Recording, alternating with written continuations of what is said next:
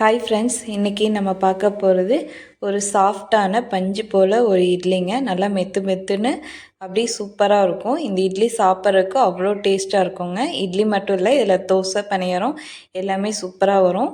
இப்போ பாருங்கள், இந்த துணியில் கொஞ்சம் கூட ஒட்டல, அந்தளவுக்கு ஒரு சாஃப்டான இட்லி தான் நம்ம பண்ணலாம். இதுக்கு ஒரு பொருள் சேர்த்துருக்கீங்க. மறக்காமல் சேனலை ஃபுல்லாக பாருங்கள், உங்களுக்கு என்னென்னு தெரியும். இப்போ இந்த இட்லி பாருங்கள், பிச்சு பார்த்தாலே தெரியுங்க, அவ்வளோ ஒரு பஞ்சு மாதிரி இருக்குங்க. அப்படியே ஒரு சூப்பரான ஒரு சாஃப்ட்டுங்க, தொட்டாலே அப்படி மல்லிப்பூ மாதிரி இருக்குது. இப்போது அது எப்படி பண்ணாங்க பார்க்கலாம். இன்றைக்கி நான் அந்த டம்ளரில் எடுத்திருக்கேங்க. இது இந்த டம்ளரில் ஒரு 6 டம்ளர் இட்லி அரிசி சேர்த்துக்கோங்க.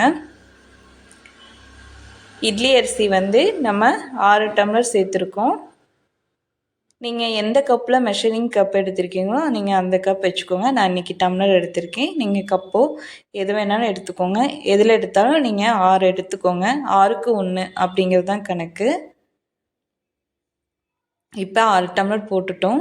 தண்ணி ஊற்றிக்கலாங்க. தண்ணி ஊற்றி இந்த மாதிரி நல்லா வாஷ் பண்ணி எடுத்துக்கோங்க. இதை ஒரு 2 தடவை நல்லா கழுவி எடுத்துக்கோங்க.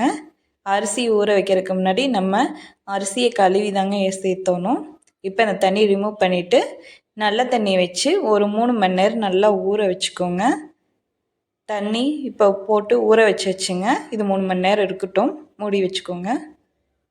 இப்போ இது பண்ணுறதுக்கு ஒரு சீக்ரெட் பொருள்னு சொன்னாங்க. இப்போ இந்த மாவு ஜவ்வரிசிங்க, இது கடைகளில் மாவு ஜவ்வரிசின்னு கேட்டிங்கனாலே கிடைக்கும்.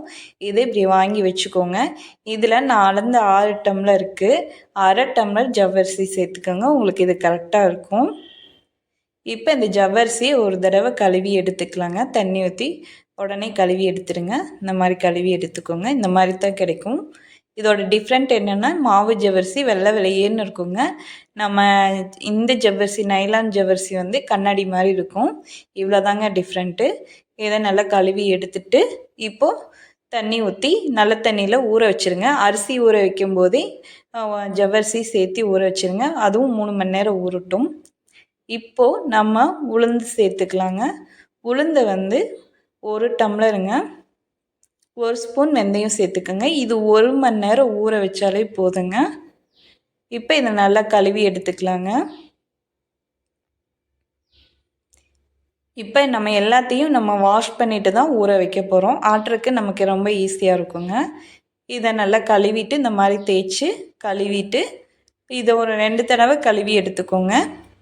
இப்போ நல்ல தண்ணி வச்சு நம்ம ஊற வச்சுக்கலாங்க.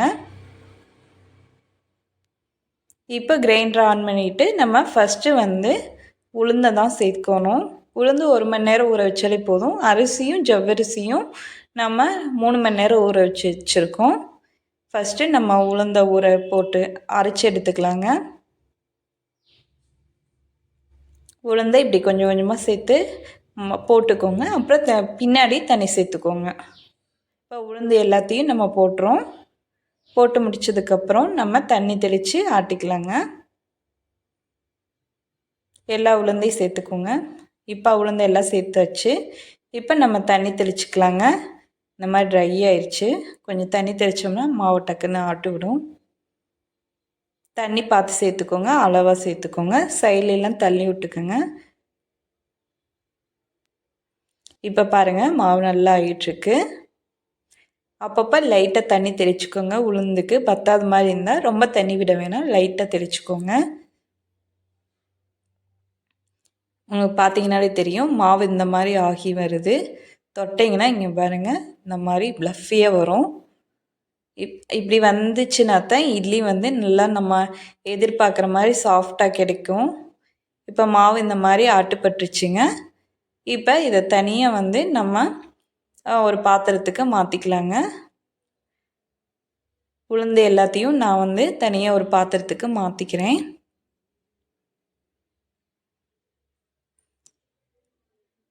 இங்கே பாருங்கள், இது எடுக்கிறதுக்கே ஈஸியாக இருக்குது. இந்த மாதிரி ஓட விடும்போது இப்படி எடுத்துக்கோங்க.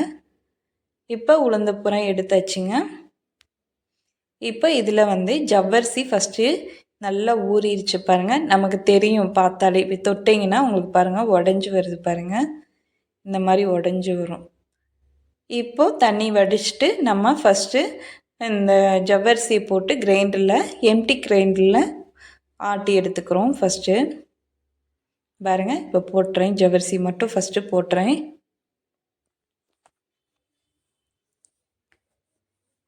அரிசி கூட போட்டால் ஆட்டுவிடும். இருந்தாலும் நம்ம ஜவ்வரிசிங்கிறதுனால தனியாக ஃபஸ்ட்டு ஒரு தடவை ஆட்டி எடுத்துகிட்டு நம்ம அரிசி கூட போடையில் நல்லாயிருக்கும்.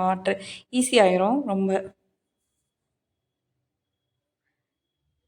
இப்போது பார்த்தீங்கனாலே தெரியும், தண்ணி லைட்டாக ஊற்றிக்கலாங்க. இது அரைச்சி வர்றதுக்காக. இது ஒரு 2-3 நிமிஷத்துலேயே நல்லா அரைப்பட்டுருங்க. போட்ட கொஞ்ச நேரத்துலேயே அரைப்பட்டுரும். ஒரு 2 நிமிஷம் அல்லது 3 நிமிஷம் அவ்வளோதாங்க. பார்த்தீங்கன்னா தெரியுங்க பாருங்கள், ஜவ்வரிசி சூப்பராக அரைப்பட்டு வந்துருச்சு. நல்லா மாவு மாதிரி வந்துருச்சுங்க. இப்போ இந்த டைமில் நம்ம அரிசி சேர்த்துக்கலாம். ஜவ்வரிசி ஆட்டின அதே இதை அப்படியே நீங்கள் அரிசி சேர்த்துக்கலாம். இப்போ அரிசியும் அதே மாதிரி கொஞ்சம் கொஞ்சமாக போட்டுட்டு நம்ம தண்ணி விட்டுக்கலாங்க. இது அரிசி ஆட்டுற பக்குவமும் கரெக்டாக ஆட்டணுங்க. கொஞ்சம் தண்ணி விட்டுக்கலாம் அரைப்பட்டு வர்றதுக்காக. இப்போ வந்து நமக்கு எல்லா அரிசியும் போட்டுட்ருக்கோம்.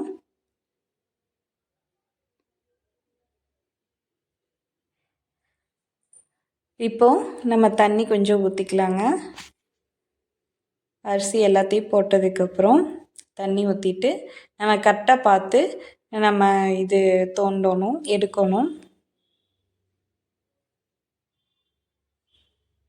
அரிசி நான் கொஞ்சம் கொஞ்சமாக சேர்த்துட்ருக்கேங்க. ஒரே டைமில் சேர்த்துனா கிரைண்டர் வந்து சுத்தாமல் போயிடும். அதுக்காகத்தான். இப்போ தண்ணி கொஞ்சம் ஊற்றிட்டேங்க. அவ்வளோதான். இது அரைப்பட்டு வரட்டும். நரன்னு இருக்குது. இப்போ இன்னும் கொஞ்சம் நேரம் அரைப்படணும். லைட்டாக தண்ணி தேவைப்பட்டால் தெளிச்சுக்கோங்க.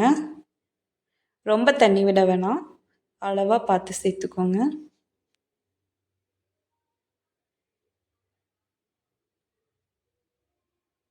இப்போ நல்லா ஆட்டுப்பட்டுட்ருக்குங்க. நான் லைட்டாக அப்பப்போ தண்ணி தெளிச்சிக்கிட்டே தான் இருப்பேன். பார்த்தீங்கன்னா உங்களுக்கு இந்தளவுக்கு மாவு பதம் வரணும். இப்போ மாவு நல்லா அரைப்பட்டுருச்சுங்க. நம்ம கையில் எடுத்து பார்த்தோம்னா லைட்டாக ரொம்ப நைஸாக ஆட்டி விடக்கூடாது. லைட்டாக பரன்னு அந்த லைட்டாக குருணை மாதிரி, ரொம்ப குருணையாக இருக்கக்கூடாது. ரவை பதத்துக்கு அந்தளவுக்கு இருந்துச்சுன்னா உங்களுக்கு இட்லி வந்து நல்லா வரும். மாவு இப்படி தோண்டி பார்த்தீங்கன்னா அப்படி மடிப்பாக கீழே விழுகணும். அப்போ தான் அரிசி மாவோட பக்குவம். இது கரெக்டாக வருது. இந்தளவுக்கு கொண்டு வந்தீங்கன்னா போதும். இப்போ இந்த மாவை நம்ம உளுந்த மாவோட கலந்துடலாங்க. அரிசி மாவையும் உளுந்த மாவையும் ஒன்றா கலந்து வச்சுக்கலாம்.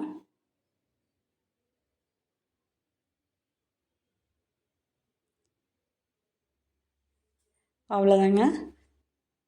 இதுக்கப்புறம் பார்த்தீங்க அப்படின்னா நம்ம உப்பு போட்டு கரைச்சி மூடி வச்சிடலாங்க. இதை நல்லா தோண்டி எடுத்து வச்சுங்க. இப்போ இதுக்கு தேவையான அளவு உப்பு போட்டுட்டு நம்ம கைகளால் நல்லா இந்த மாதிரி கரைச்சி விட்டுக்கோங்க.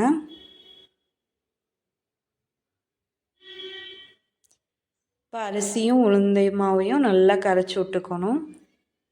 இப்போ இது ஒரு 8 to 12 மணி நேரம், நைட்டு ஒரு 7 மணிக்கு ஆட்டினீங்கன்னா காலையில் 8 மணிக்கெலாம் நம்ம இட்லி ஊற்ற ஆரம்பிச்சிடலாம்.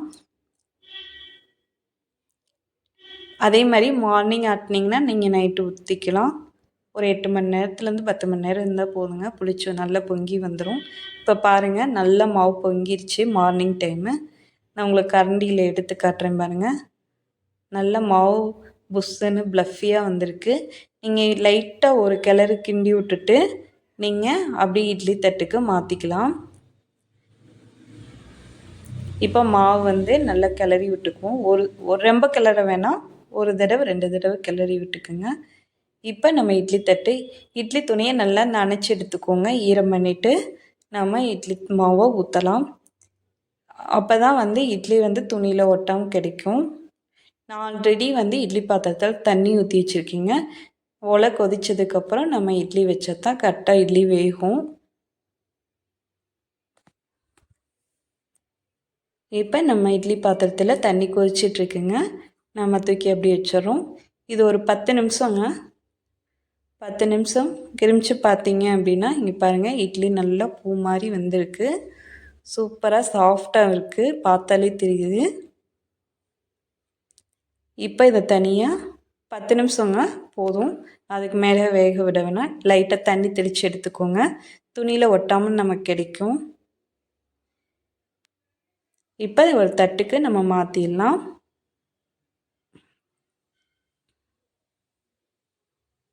இப்படி பார்த்தீங்கன்னா உங்களுக்கே தெரியும்.